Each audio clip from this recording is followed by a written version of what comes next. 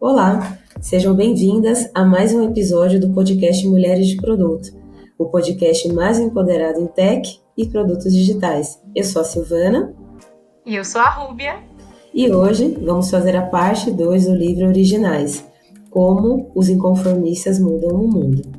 Bom, para quem acompanhou o último episódio, a gente falou sobre este livro, um livro super rico, e a gente terminou falando sobre uma personagem que ela foi muito importante para mostrar que nem sempre ter as melhores ideias são suficientes. Então, a personagem era a Carmen Medina e ela fazia parte de dois grupos, né, minoritários, era mulher e latina, e apenas após ela ter um reconhecimento na carreira, ela conseguiu introduzir ideias e essas ideias começaram a ser aceitas.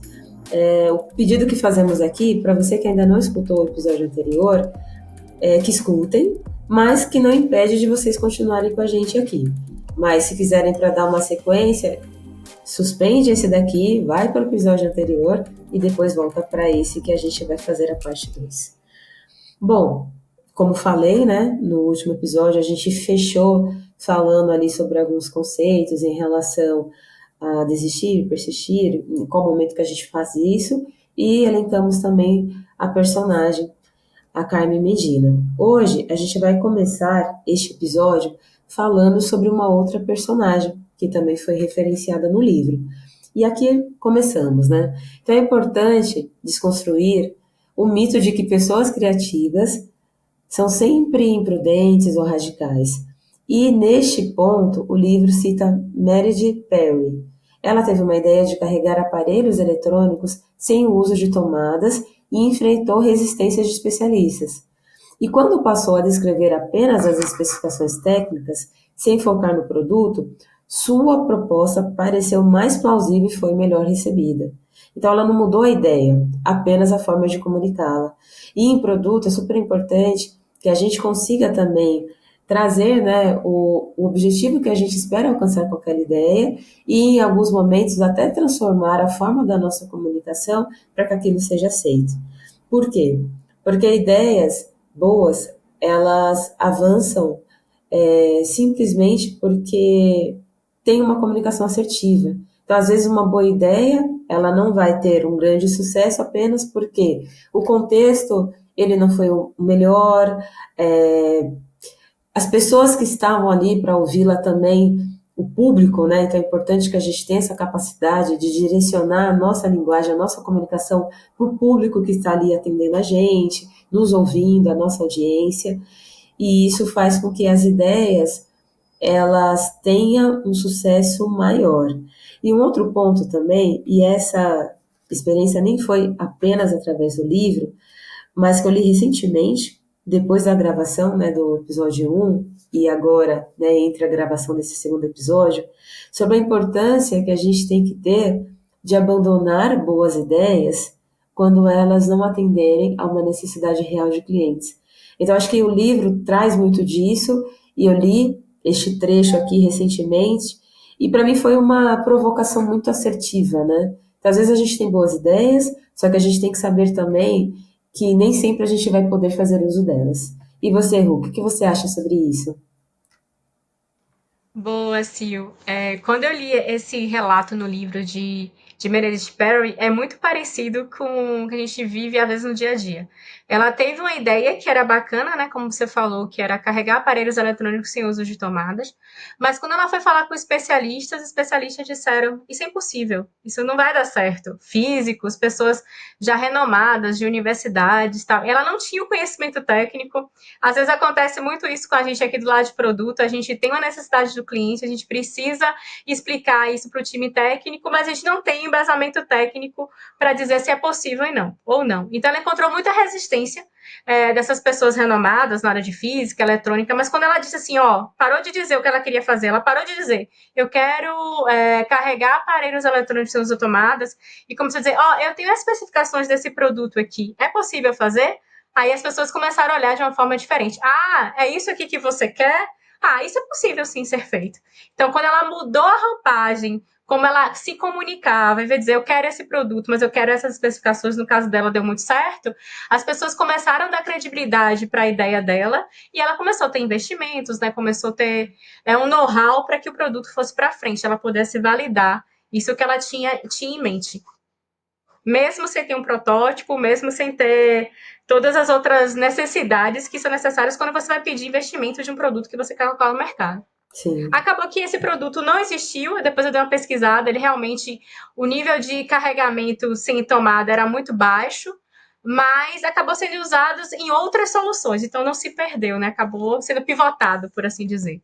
Mas ela conseguiu o investimento que era necessário. Exato. E eu acho que é super importante também a gente entender que nem toda ideia vai ser aceita por X razões, não vai ser desenvolvida. E que isso não seja o motivo para que a gente pare de apresentar ideias, né?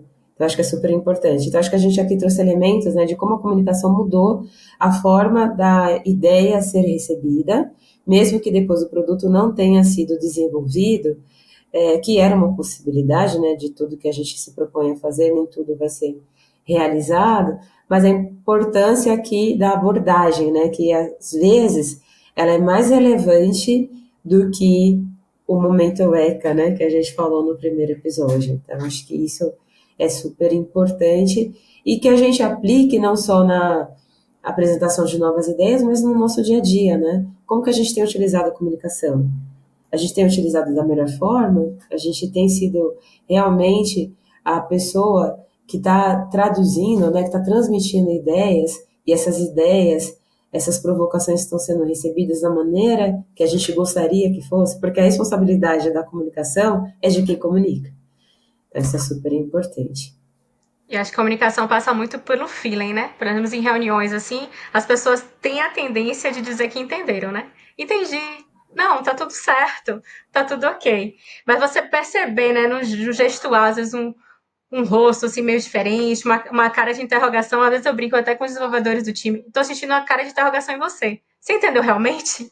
Não, não sei o que, aí começa a gaguejeira e você pega e explica de novo. Acho que a comunicação também passa dessa sensibilidade de você entender os mecanismos não verbais, né? Poder mudar a roupagem como você passa aquela comunicação. Puxando um pouco esse papo sobre comunicação, no primeiro episódio que vocês devem ouvir, porque dá um embasamento muito legal para o segundo episódio que a gente está gravando agora, a gente falou muito sobre comunicação, né?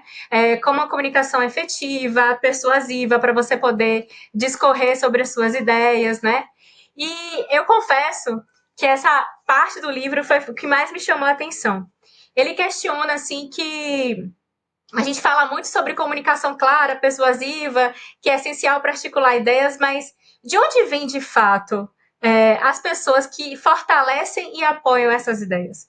E aí, a partir disso, ele discorre de 4 tipos. Ele faz novamente, como o Silvana falou no episódio 1, né? Mas em outro contexto, dispõe de 4 quadrantes. Pense no plano cartesiano dividido em. Tem um plano cartesiano dividido em 4 partes. Como identificar essas pessoas que realmente são o nosso apoio? A gente tem a tendência de trazer os amigos para perto da gente e deixar os inimigos de fora. E ele fala, opa, essa não é a melhor estratégia. Os amigos, beleza, tem que estar perto de você, mas você tem que ouvir seus inimigos, porque eles vão dizer feedbacks que muitas vezes você não quer ouvir. O que são perigosos mesmos são aquelas relações ambivalentes. Sabe aquele colega que às vezes te elogia e depois te coloca para baixo? Você nunca sabe exatamente o que é que ele pensa a respeito de você ou a respeito das suas ideias. É justamente aí que mora o perigo. São esses tipos de relações que você deve ter mais cuidado. São chamados amigos da onça. Porque são relações que realmente te fazem mal, porque você não sabe como lidar com essas pessoas, porque uma hora ela te apoia, outra ela te coloca para baixo. Então, e é esse tipo de pessoa que causa realmente um tipo de estresse no ambiente de trabalho. Então, essas são exatamente as mais perigosas e não os inimigos. Porque os inimigos, depois que você os conquista, além de ter os feedbacks interessantes, né, que ele vai dar sobre a sua ideia, ele vai validar para outras pessoas que não acreditam em você que sua ideia é relevante, porque ele já foi um discordante daquilo que você tinha dito. Então, se você tem um inimigo que há pouco tempo ele discordava daquilo que você falava e agora ele está do seu lado, as pessoas vão começar a questionar, opa, Por que essa pessoa mudou de ideia? Por que está do lado agora? Por que ela acha relevante aquela ideia que foi apresentada? Porque você conseguiu, de certa forma, né, coletar os feedbacks e transformar, convencer aquela pessoa. Mas os amigos da onça, realmente, que são as relações ambivalentes, esses que são os perigosos e não os inimigos. Exato, Ru. E eu acho que aqui a minha contribuição sobre este tópico, eu acho que ele até se aplica para situações de liderança, né? Quem estamos contratando, né? Para aquelas pessoas que têm poder de contratação. Porque às vezes é muito mais confortável contratar pessoas que pensam como nós, que vão ali dizer sim para tudo que a gente direcionar, só que a gente pode perder uma grande oportunidade de criar produtos mais inovadores, a gente crescer, né, com erros, com aprendizados. E, novamente, eu entendo que é muito sedutor a gente conviver com pessoas que nos valide, que concorde com o que nós dizemos, mas realmente ter pessoas ao nosso redor que vão ter ali uma contribuição quando a gente não estiver no caminho mais assertivo, é com essas pessoas que a gente vai crescer. Porque se a gente só se coloca em situações de extrema concordância, a gente perde muito, né, com isso. E mesmo sendo desconfortável, não é tão agradável, né, ter discordâncias, a gente receber ali algo diferente do que a gente tinha idealizado, eu acho que é super importante que a gente tenha essa coragem de enfrentar. Eu acho que esses enfrentamentos que realmente faz com que o produto desenvolvido, a ideia ali estabelecida, não seja apenas por ego, né? E sim porque ela realmente tem uma capacidade, né? Tem um nível ali de assertividade que vai trazer resultados diferentes. Até porque a gente não tem todas as respostas, né? Na nossa cabeça pode funcionar muito bem, mas quando coloca no mundo real, as coisas mudam um pouco. Então é interessante realmente ter essa discordância, né? Não tem esse ambiente tão homogêneo de ideias. E aí a gente já pensa em outras realidades que a gente já conversou aqui, até você falou na contratação, não ter só homens, não ter só mulheres, não ter só pessoas brancas, tem que ter pessoas negras, justamente para que essa diversidade aconteça e haja um contraste de ideias, né, de situações, de conversas, né, no Exatamente. ambiente de trabalho. Sim, a diversidade de ideias, ela se dá justamente por pessoas diversas, né? Então, quanto mais diversa tiver, né, ter ali no grupo, mais facilidade, porque as vivências são diferentes. Eu acho super importante, tive uma oportunidade na semana passada de ouvir lideranças, né? E uma das lideranças, ela compartilhou a trajetória profissional dela, então ela teve uma origem um pouco mais humilde, menos sofisticada do que pessoas que estão na mesma posição que ela hoje. E ela ali reconhece a exceção que ela é, tá? Então aqui a gente não está querendo dizer que toda história triste pode resultar num grande sucesso, não que não pode, né? Que a gente entende as barreiras que podem, né, se apresentar e não é só o esforço individual.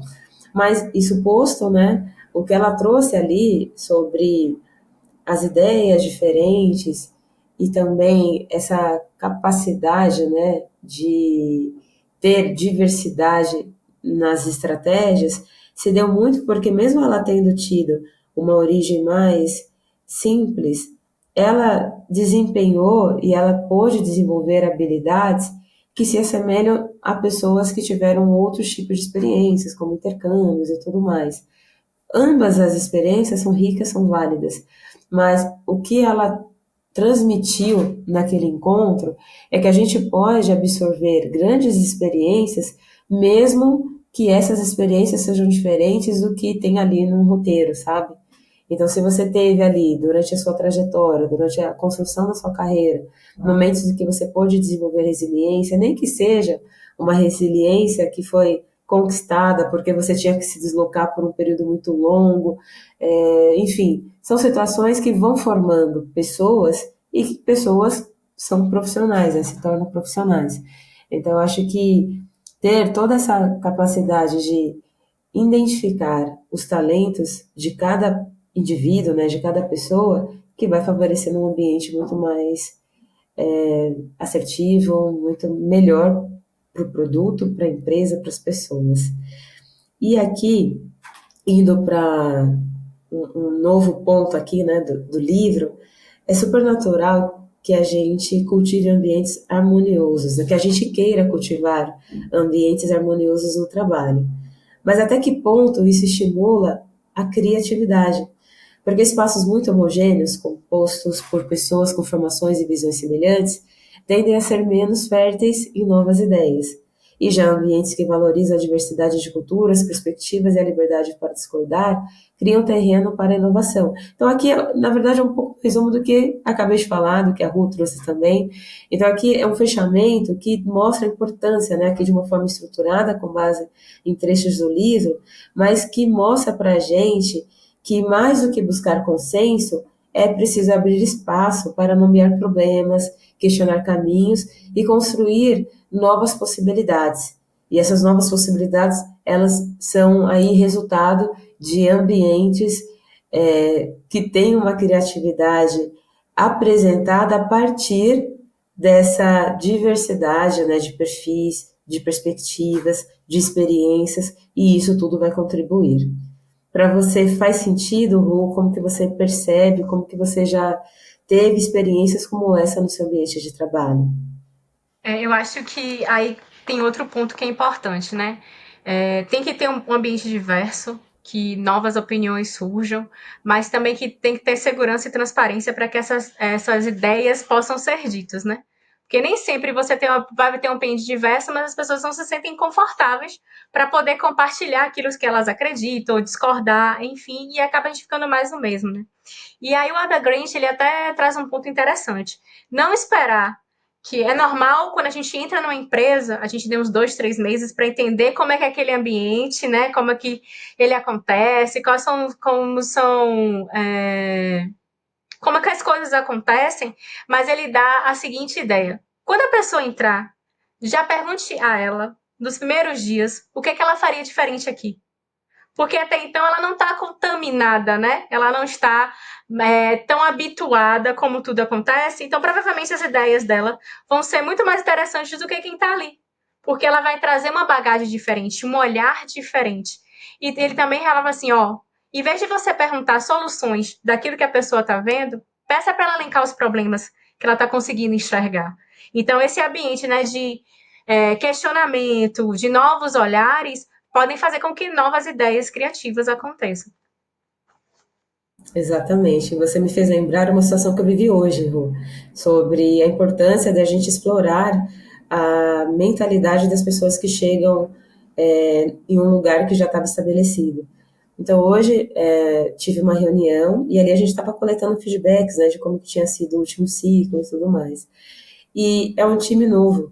E é um time novo porque a maioria das pessoas entraram na instituição recentemente. Então, elas não têm toda essa bagagem de experiência lá dentro. E o que eu achei interessante é que elas apresentaram pontos que quando eu cheguei lá, eu também tinha percebido. E sabe o que me surpreendeu? Que eu já tinha me acostumado com as coisas que eles falaram hoje. E foi muito importante ter ouvido, porque aquela situação, ela ainda existe, mas como eu já estou há mais tempo, ali já passou a Você se fazer parte. acostumou. Eu me acostumei. E quando eu li, eu até compartilhei isso com a equipe na hora. Falei da importância, né, da gente realmente ouvir pessoas que estão chegando e tudo mais, porque às vezes a gente pode se perder no sentido de se acostumar e não ter a mudança.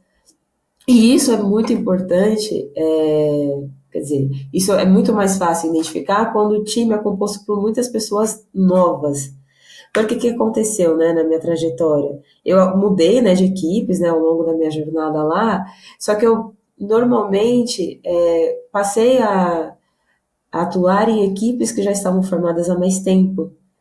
E como é muito sutil a gente seguir o modus operandi, né, do que está acontecendo. Acho que a E gente isso também fica com vergonha, né? Dizer quem é essa pessoa que chegou agora, já dando elecando vários problemas, como se a gente não tivesse percebido e não foi capaz de resolver, né? Às vezes tem claro, esse medo, esse receio também. exato, porque tudo depende do nível de segurança Sim. psicológica que você tem em certos ambientes, né? Então aqui a gente está falando do cenário ideal. O cenário ideal é que a empresa, a área dali está super disposta a ouvir novas ideias e entender problemas e fazer acontecer. Então vamos fazer esse recorte. Nesses cenários é importante que a gente coloque a nossa perspectiva, essa visão de fora, só que é muito comum e não é uma forma de desestimular, né, que as pessoas continuem colocando, mas o tempo, ele tem essa característica, ele passa muito rápido, né?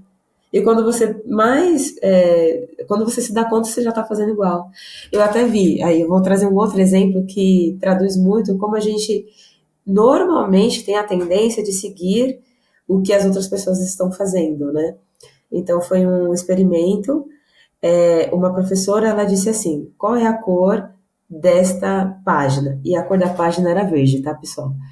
E aí todo mundo falou verde. Aí ela comentou, bom, então ok, eu preciso da ajuda de vocês, porque certamente vai chegar alguém na aula atrasada. Essa pessoa que chegar atrasada, eu vou perguntar para ela qual é a cor deste papel. Só que antes de perguntar para ela, eu vou perguntar de novo para alguns de vocês. E aí a experiência começou. Realmente chegou uma pessoa atrasada, e aí essa pessoa chegou, sentou, e ela começou a perguntar: qual é a cor deste papel? Ao invés das pessoas responderem que era verde, elas começaram a dizer que era vermelho. E não foi uma pessoa, foram uma, duas, três, quatro, vermelho.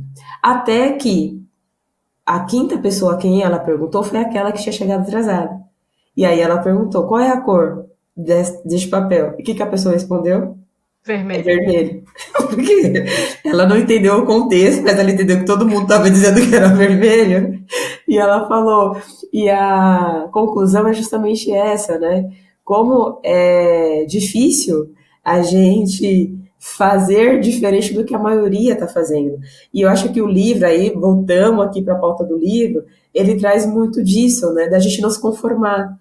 Então, da gente realmente colocar em prática aquilo que a gente verdadeiramente acredita, utilizando as ferramentas, as estratégias que a gente tem, né?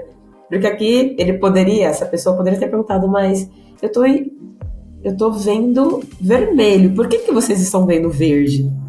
Poderia também ser uma possibilidade de resposta, né? Mas não, normalmente as pessoas elas acabam seguindo o padrão. E eu acho que isso traduz muito, né, os ensinamentos, né, ao ler o livro.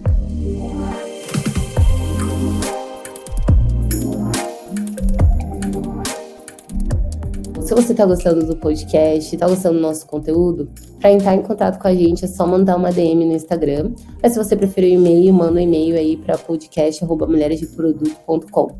E também você pode apoiar a gente de diversas formas, seguindo a gente no seu agregador de podcast mais favorito, ouvindo pela sua plataforma favorita e também deixando like e entrando aí para o Clube MDP.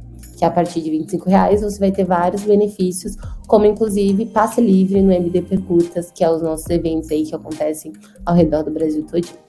Vem pro clube e continua ouvindo a gente.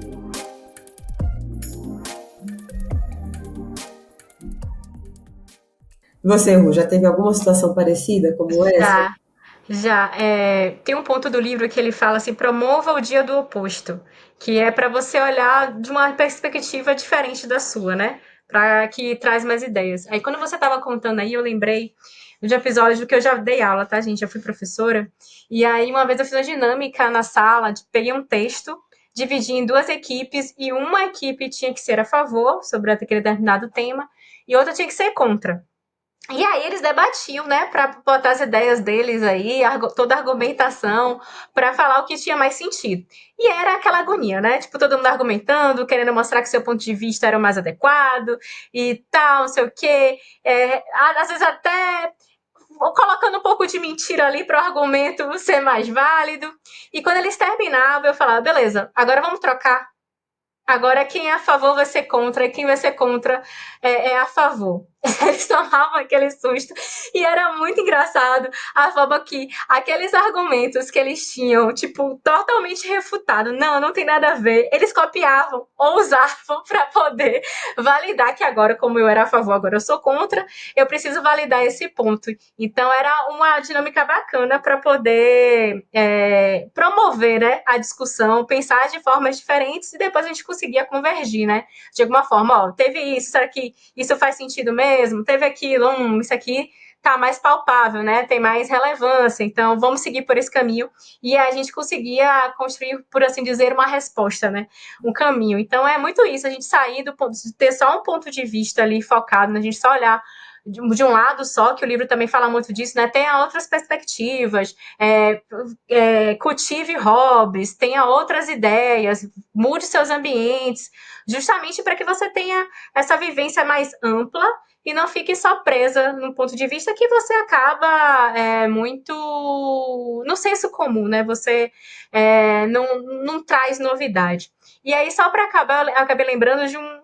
Tá muito aí em moda, acho que no Instagram eu vi muito isso. É um videozinho para ser engraçado, que tem um casal e a mulher, eles estão um de frente pro outro e ela faz o número 6. Aí ele fala assim: que número você tá vendo aí? O 6. E aí você, o 9. Mas que número é esse? O 6. Não, esse é o 9. E aí eles ficam discutindo em relação a isso. São pontos de vista diferentes daqueles vão ser discutidos, mas é a mesma ideia, né? Você ter diferentes visões para poder chegar no ponto comum, ou até não, né? Não chegar em ponto comum nenhum, perceber que talvez seja uma terceira opção de resposta. Enfim. Mas é você mudar mesmo sua realidade para que você veja pontos que normalmente você não veria. Exatamente. E eu acredito muito, adorei essa dinâmica, né, de dois grupos, cada um defendendo um ponto de vista e depois esta mudança, né, de perspectiva. Tá, agora você vai ter que defender outro ponto de vista. Como a gente está pouco acostumado, é como se a gente estivesse indo para uma direção e tivesse que voltar, né? Vocês já tentaram fazer isso? Tipo, andar em círculo. E aí, de repente, você tem que agora andar da forma oposta. A gente precisa fazer um esforço maior, né? A gente está indo para uma direção e quando a gente tem que voltar, fisicamente tem essa complexidade e mentalmente também. Então, achei muito interessante e realmente esta importância que o livro dá sobre a gente ampliar os nossos repertórios e como isso vai fazer com que a gente tenha ideias mais inovadoras, para mim fez muito sentido.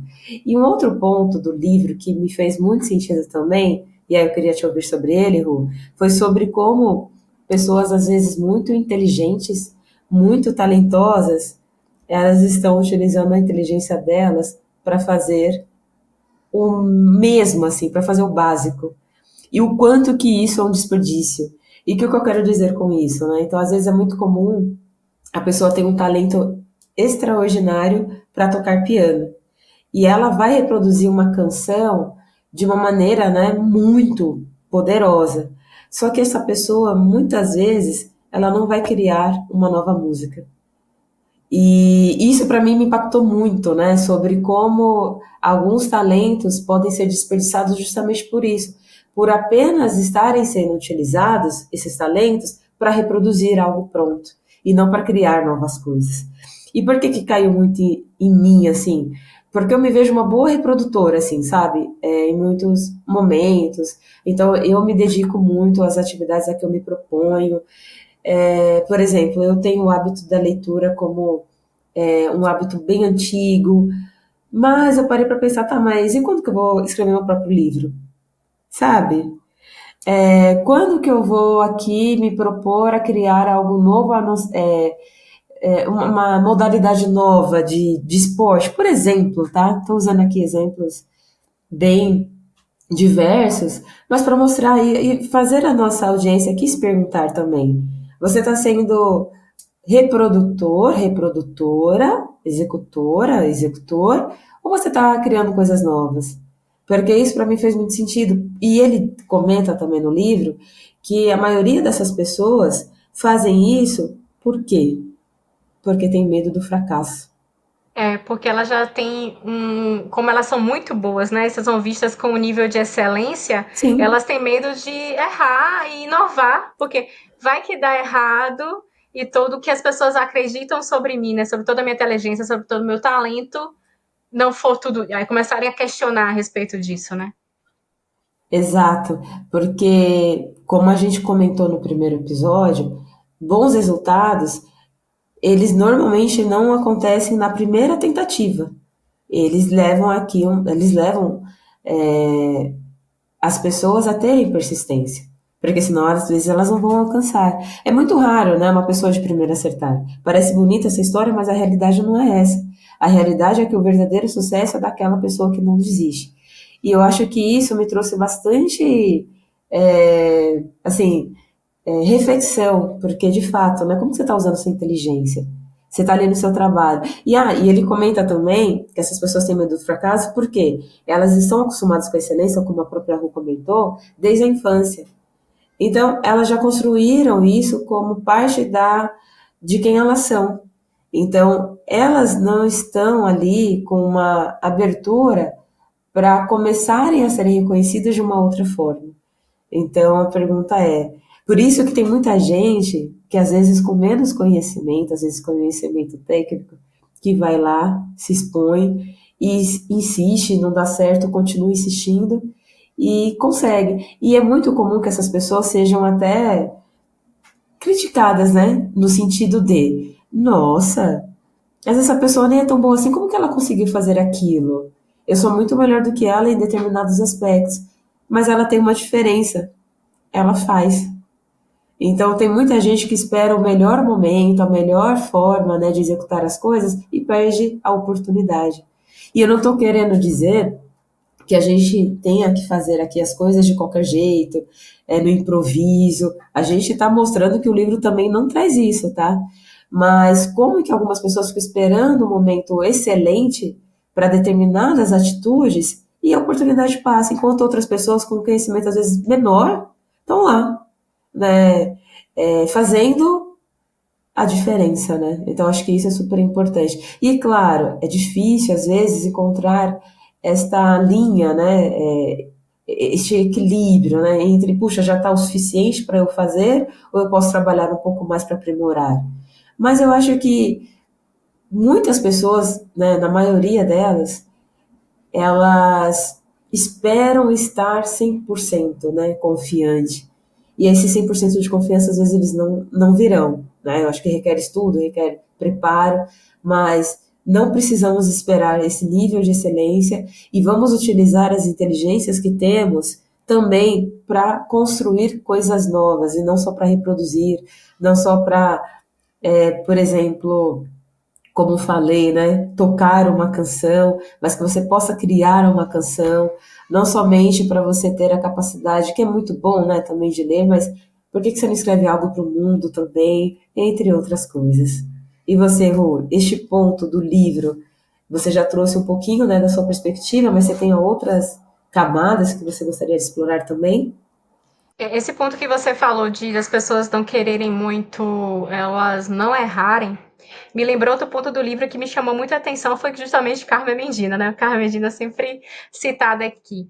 No primeiro momento que ela colocou as ideias dela, né, na empresa que ela trabalhava e não foi muito bem aceita, ela resolveu desistir, como tudo que a gente já falou. E no segundo momento, ela percebeu que, além como ela já tinha um certo poder, né, para causar, né, influência naquele local, outro ponto que me chamou a atenção foi assim, que ela percebeu que ela tinha muito mais engajamento entre as pessoas do nível júnior, por assim dizer, né, as pessoas que estavam entrando naquele trabalho, e as pessoas mais do topo. E os líderes intermediários, que ela, é assim que o livro chama, ela tinha muita resistência.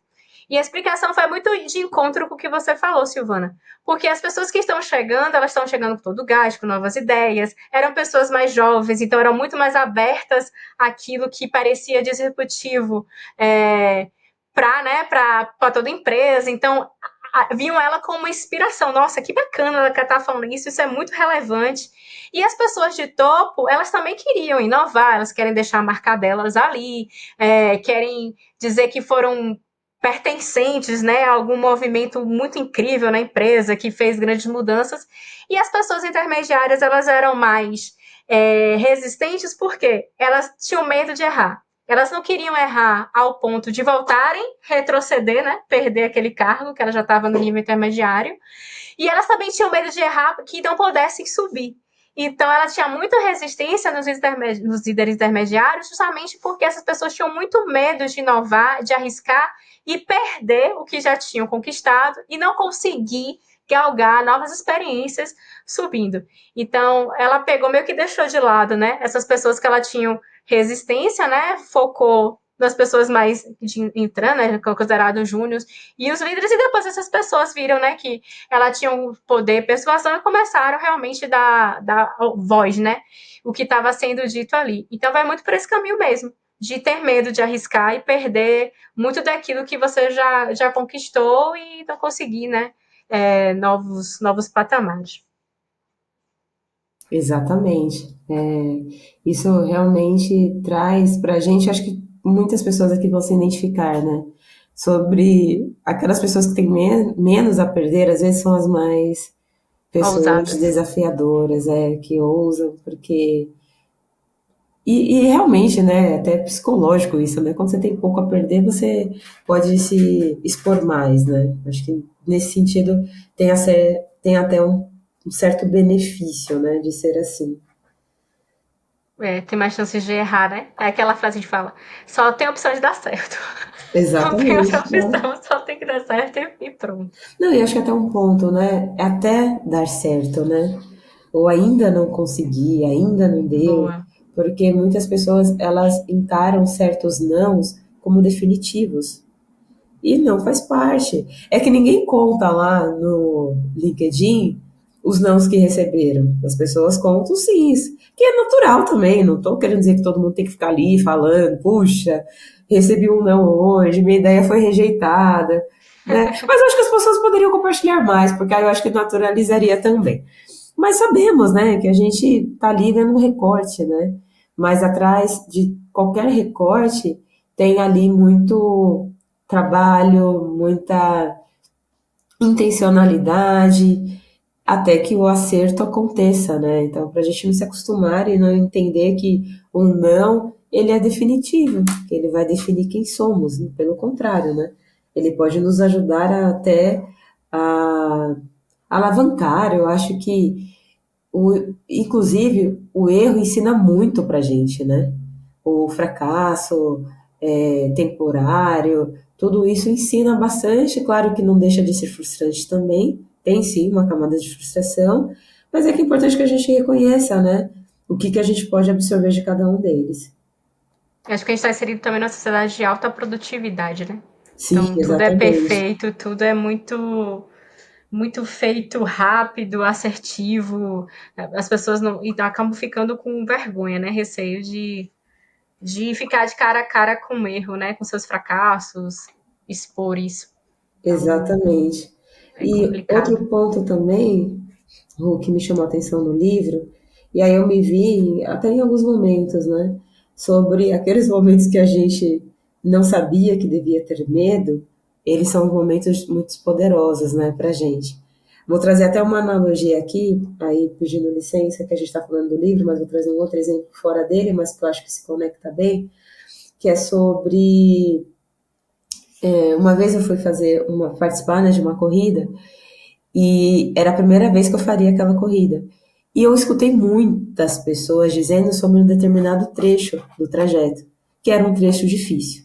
Ah, nossa, naquele trecho é difícil, tenha muita precaução e tudo mais. E o que eu fiz? Quando chegou naquele trecho da corrida, eu sofri. Por quê? Todo mundo dizia que ali era sofrer, né, era de um sofrimento, então eu segui a cartilha. Então chegou naquele trecho da corrida, eu sofri, e ali eu pensei, o que eu estou fazendo aqui? Não devia estar aqui, estou cansada, realmente esse trecho é muito ruim, mas eu sobrevivi a ele. E ali eu continuei. E depois chegou um outro trecho na corrida que eu senti um grau de dificuldade diferente, mas eu segui. E não segui com o mesmo nível de sofrimento que eu estava naquele trecho anterior. E quando eu chego, né, ao fim dessa corrida, eu escuto outras pessoas falando daquele segundo trecho que eu também percebi a dificuldade, mas ninguém tinha me alertado antes. Que as pessoas falando, puxa, e os túneis, como foi para você? Porque os túneis é muito ruim, é muito difícil, não sei o quê. E aí eu entendi. E eu pensei, olha só a importância da gente, às vezes, não saber que a gente deve sentir medo. Porque se eu tivesse sido preparada para aquele segundo trecho também com o nível de preocupação que as pessoas estavam declarando, provavelmente eu teria sofrido mais do que eu sofri. Então, eu trouxe porque no livro tem uma frase que eu sublinhei que falava isso, né? Que quando a gente escuta, você não pode fazer isso, ou outras coisas nessa linha, a gente pode obedecer. E isso pode tirar uma vantagem competitiva enorme da gente. E eu não estou querendo dizer que a gente não tem que alertar, que a gente não tem que dizer, não é sobre isso. Mas às vezes é preferível que a gente não ter tanto, que a gente não dê tantos ouvidos para esse tipo de coisa, sabe? Porque aí a gente vai e transforma. Então, às vezes, não saber algumas coisas nesse sentido acaba fazendo com que a gente não se limite. Então, eu tenho muito cuidado com coisas que podem me limitar. Por exemplo, este trecho, acho que, né, acho que devo ter conseguido me explicar. Então, um trecho que para mim eu já sabia que era de sofrimento, eu sofri naquele trecho, no outro que eu não sabia que tinha que sofrer, eu não sofri tanto. Mas eu lembro também de um outro ponto que eu estava escutando, duas pessoas falando sobre a dificuldade dos primeiros minutos da corrida, que é quando o corpo, não sei o quê. Para mim nunca tinha sido um problema. E aí, quando eu escutei que, nossa, então realmente é mais difícil os primeiros minutos, eu comecei a sofrer mais. Então, Meu Deus, você foi sugestionada, né? exatamente. E a nossa, a gente não consegue, às vezes, interromper esse fluxo no nosso cérebro, né? Não, para, você pensava de uma forma diferente, não precisa ir. Por mais que eu tenha consciência, parece que fica mais difícil, sabe? Então, isso para mim faz muita diferença. E aí eu procuro, eu evito algumas falas, algumas coisas, porque podem fazer com que algo que para mim eu já tinha conseguido fazer ou eu consiga fazer, eu vá sobre um prisma muito diferente. E para você, Ru?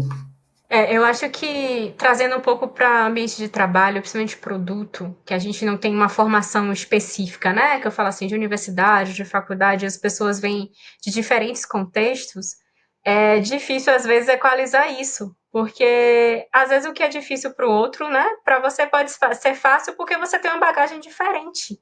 Então, nem sempre vai ser igual. E aí é interessante não ouvir sempre, né? Vão ter alguns momentos que você vai ouvir e vai dar um quentinho no coração. Ai, que bom que essa pessoa sente igual a mim, eu não tô sentindo essa dificuldade sozinha.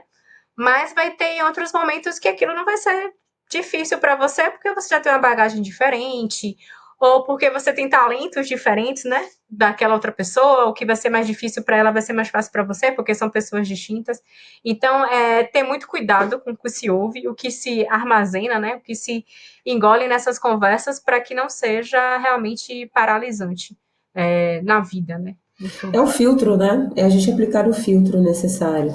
Porque as experiências, embora possam ser muito similares, elas são únicas, né, na maior parte das vezes, né?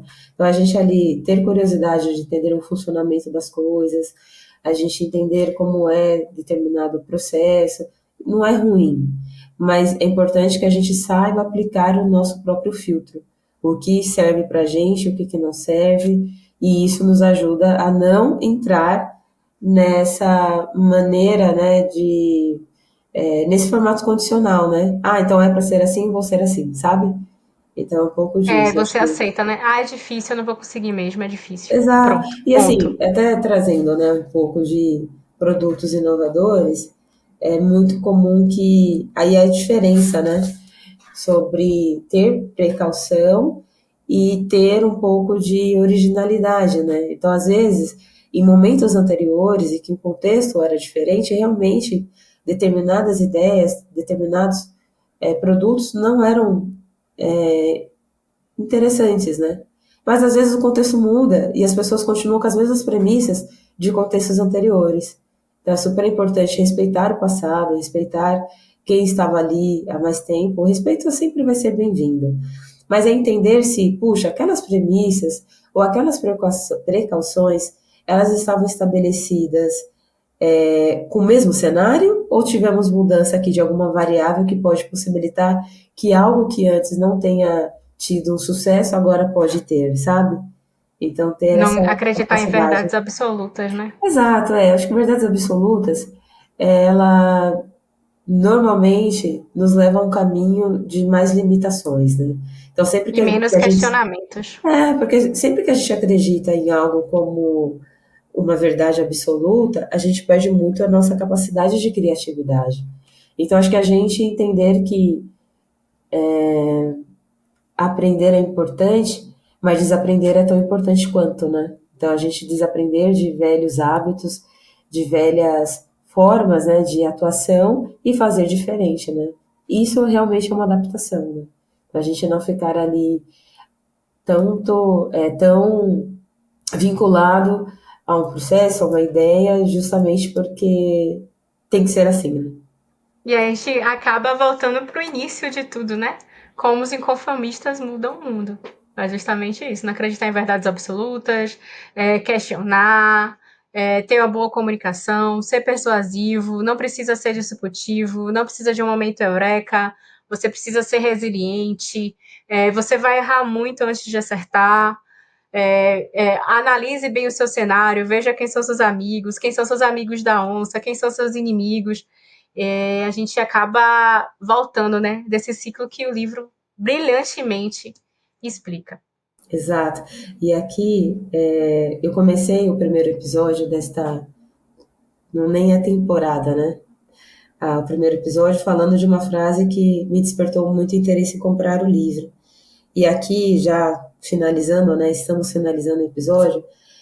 Eu vou fechar com uma frase que também me marcou muito, e isso já mais da metade do livro eu já tinha lido, mas que para mim foi muito legal de ler, que é: aprendi que a coragem não era a ausência do medo, mas a vitória sobre ele. O homem corajoso não é aquele que não sente medo, mas aquele que consegue superá-lo. É uma frase de Nelson Mandela.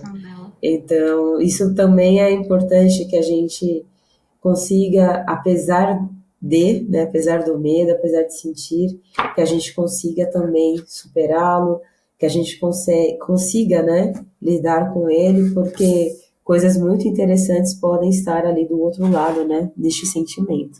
E com isso a gente consegue construir coisas realmente bem interessantes, que vão tratar de dores de clientes, que vão trazer não só... Acho que o livro, ele também se aplica, né, Ru? Isso você comentou no primeiro episódio. Embora ele não seja um livro indicado, né, para gestão de produtos, daria para a gente fazer até um episódio 3 com outros tipos de ensinamentos. Porque, assim, tem muita coisa que a gente não aplica apenas no nosso dia a dia, de vida pessoal, mas também da vida profissional.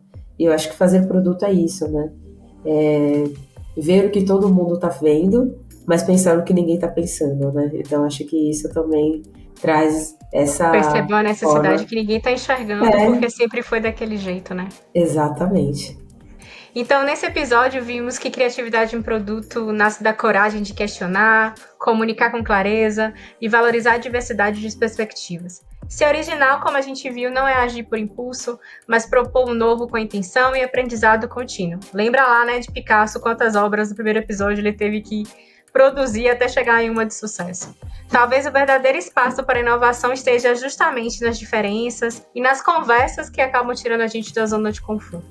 Mas a gente quer saber, o que é criatividade para você? Conta pra gente nos comentários e nas redes sociais do Mulheres de Produto. Espero que vocês tenham gostado do episódio. Pra gente foi uma delícia discorrer sobre esse livro. Leiam se tiver oportunidade e compartilhem com a gente também, né, as suas percepções. A gente fica por aqui. Muito obrigada. Beijão. Tchau, tchau. Tchau, tchau.